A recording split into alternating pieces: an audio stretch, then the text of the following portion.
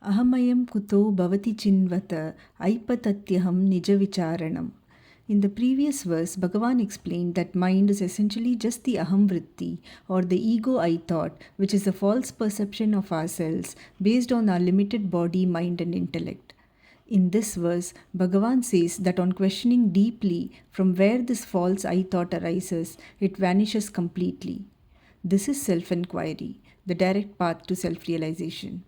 For example, if we want to cut a tree, we cut the root or trunk of the tree and not each branch separately.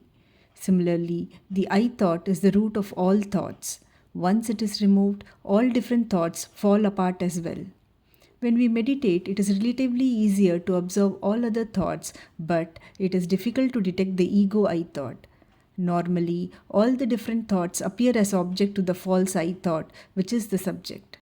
Therefore, the ego I thought acts as a part of the self, and they together witness the other thoughts. So, at the most, other thoughts may subside during meditation, but the false I thought does not die as it has become a part of the witness or consciousness. Only when a thought becomes an object of witness it dies. Hence, Bhagavan asks us to make the ego I thought itself as an object of the witness. But the ego I thought has formed a thick layer around the self, and hence it is difficult to remove it at once. But when we follow the practices mentioned by Bhagavan in the earlier verses, through karma, selfless action, and bhakti by surrendering, we can thin down this wall of egoistic I or false self identity.